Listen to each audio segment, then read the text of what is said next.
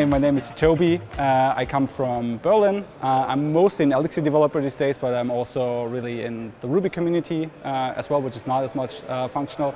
I am here because it's a very good conference about functional programming, and there's sort of like you get the impression from lots of language communities. So there's not only like it's not just an Elixir conference. There's some Elixir talks, but there's like Clojure talks, there's Haskell talks and whatnot, and that's what I find interesting.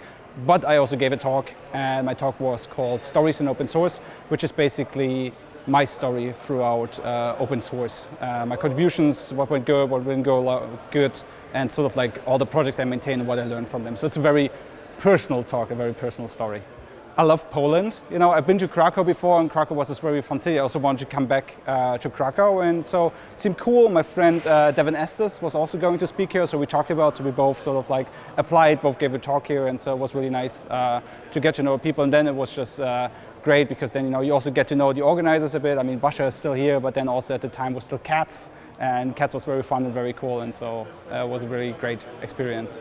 It is a very technical conference usually, which is also why I was a bit, not scared, but like a bit nervous about giving my very sort of like human skilled side of like I tell my own personal story talk, which is not very hard technically, but there's like really, so for instance, like if you saw Alexis keynote yesterday evening, that was just super hard into the reductions and what happens. You need to really follow, and so it's very different and cool, and you can learn about lots of things that I have actually never heard about. Like, I'm a very experienced programmer, but there was also Connor's talk yesterday where it went into like, I think combinators and whatnot. Like I know that like the S combinator, the B1 combinator and whatnot, that was all just so fascinating. So it's something where I can really extend my horizons of what programming languages are out there, what kind of patterns do they employ, what do they do, and I can take these and can take them back to sort of like my own world of thinking and sort of like broaden my horizon greatly for that, which is something I really deeply enjoy.